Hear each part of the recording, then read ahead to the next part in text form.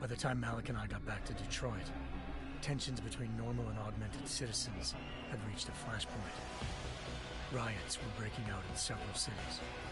The UN was being urged to intervene. Seraph was trying hard to convince Hugh Darrow, the inventor turned philanthropist,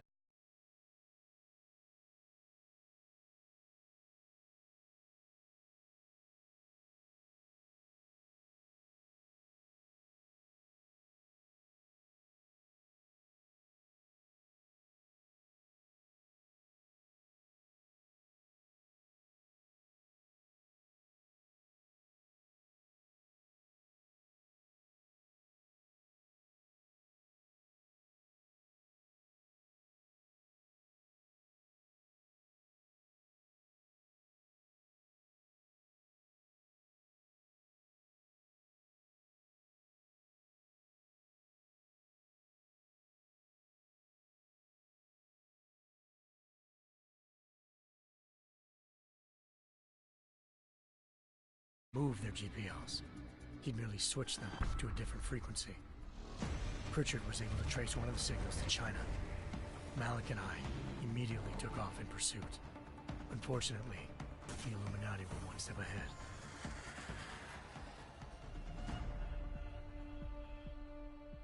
Ambushed. Shot out of the sky by Bell Tower Associates, seconds after entering Hengsha's airspace. Malik's piloting skills saved me. After a tense and bitter struggle, I escaped into Lower Hengsha. The tracking signal I was following led straight to the Triads, or more specifically, to the augmented arm of Tong Si-hung, leader of a gang of augmentation harvesters. Tong said they'd taken the arm off a corpse, which Bell Tower had left at their door, meaning at least one of Seraph's scientists was dead. Maybe not the rest of them, though. Tong pointed me to a port used for human trafficking and helped me slip aboard a Bell Tower ship. It was sailing to Rifleman Bank Station, a military base in the South China Sea. Bell Tower was holding kidnapped civilians as prisoners there, and using them to perfect the Hyron Project, a human-computer interface that left most of its test subjects dead. My search for Megan would have ended then, if not for a mysterious ally named Quinn. In exchange for my help exposing Bell Tower, a second ship headed to Singapore, and an Illuminati-run biotech facility called Omega Ranch. 3 of Seraph's scientists were there, forced by their captors to create a technology capable of remotely shutting down augmented abilities. Thanks to an emergency recall notice issued by the World Health Organization, millions of people all over the world already had the biochip installed.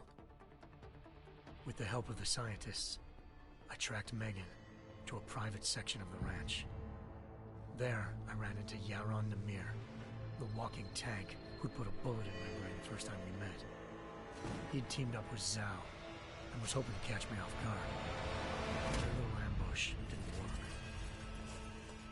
I found Megan in a suite belonging to Hugh Darrow, the billionaire philanthropist who'd Seraph had called on for help. Darrow had convinced her to go along with the biochip plan by promising to sabotage the tech. As she was explaining this, Darrow appeared in a global broadcast, telling the world that augmentations would be the death of mankind. Then he activated the biochips to prove his point. All over the world, augmented people flew into a killing frenzy. Darrow had betrayed everyone, and it was up to me to set things right. To do it, I had to reach Panchaea, a massive installation in the Arctic Ocean. As I raced through corridors built by an all-augmented workforce, I saw death and destruction firsthand. By the time I shut down Darrow's broadcast, I knew the damage he'd done. Still, humanity's future remained unclear. How would the world react to this sabotage? Would people ever regain their faith in augmentations again? What would be the Illuminati's next move? Only time will give us the answers.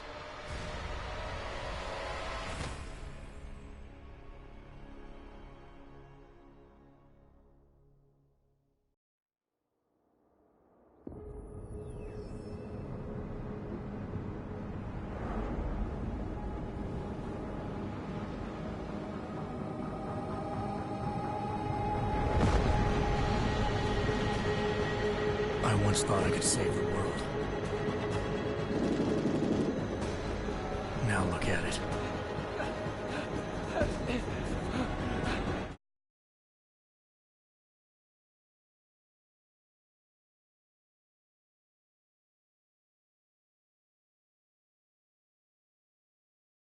Passenger broke into the plane's cockpit and ruthlessly butchered its flight crew.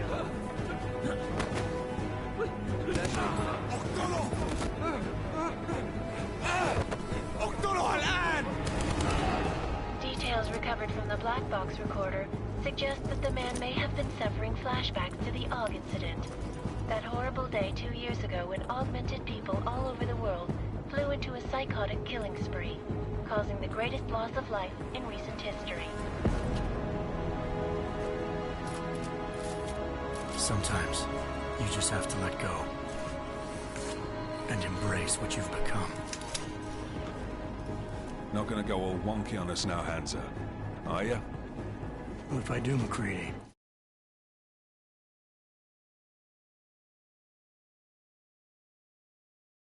You? No, sir. No reason to assume you would.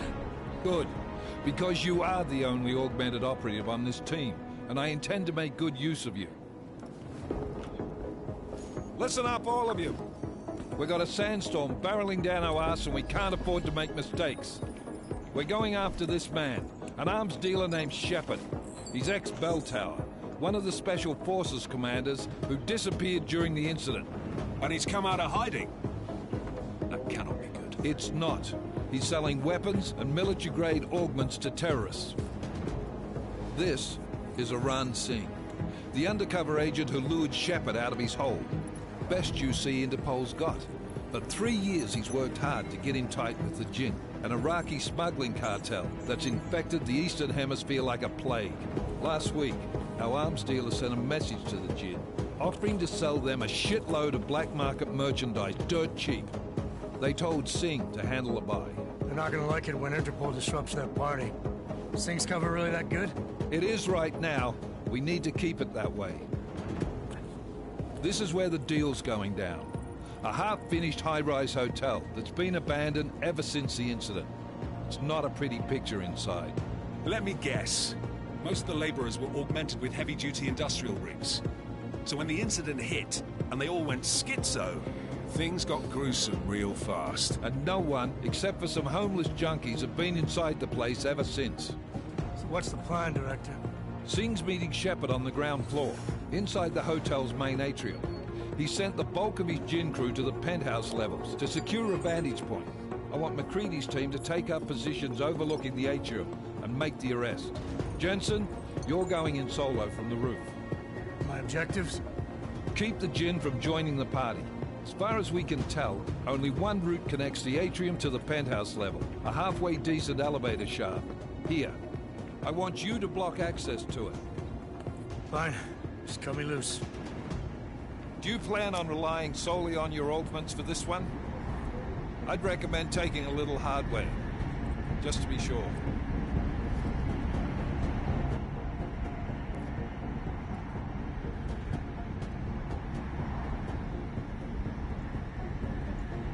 I'm not leaving my 6 exposed. Give me something lethal.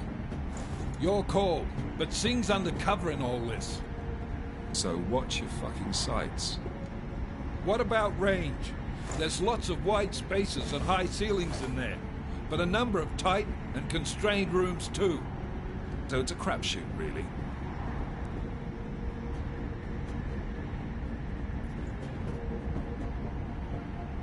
Never was one to play the odds. Give me something I can use up close. You got it. One last thing, Jensen. Singh said the Jinn are using some sort of portable Wi-Fi device to boost communications. He's got a better chance of maintaining cover if you disable it. I'll keep an eye out for it. But aren't we on the clock here? You said there's a sandstorm moving in. There is, and we got the intel on this mission at the very last minute. So we're scrambling a little. If it comes to it, your #1 priority is keeping the Jinn out of that atrium. Copy that. Time to put away your happy thoughts, gentlemen. We're approaching the target building. You're up first, Jensen. Let's do this. Task Force Actual. This is Knife Leader. Engage Hush drives and descend to Angels 1-5.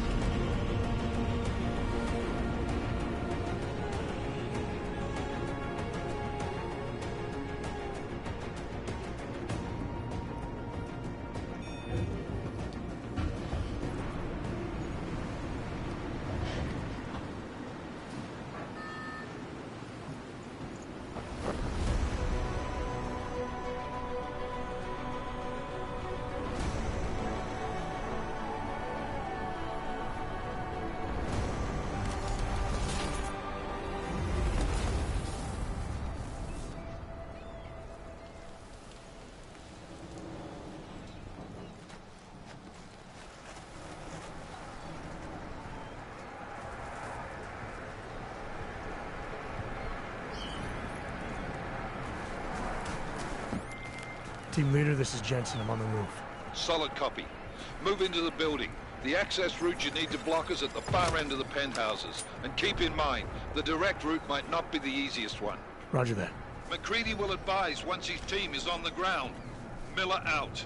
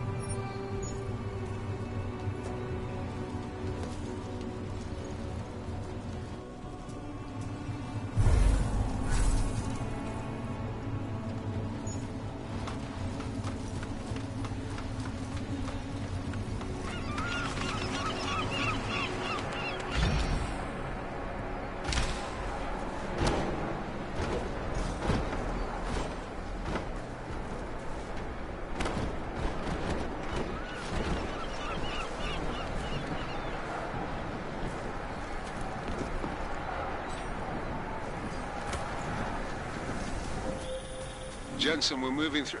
Oh, fuck! What's wrong? The Gen have got a few Jennies up and running. Gonna have to hack keypads. Should enjoy it, McCready. They have colors and shape.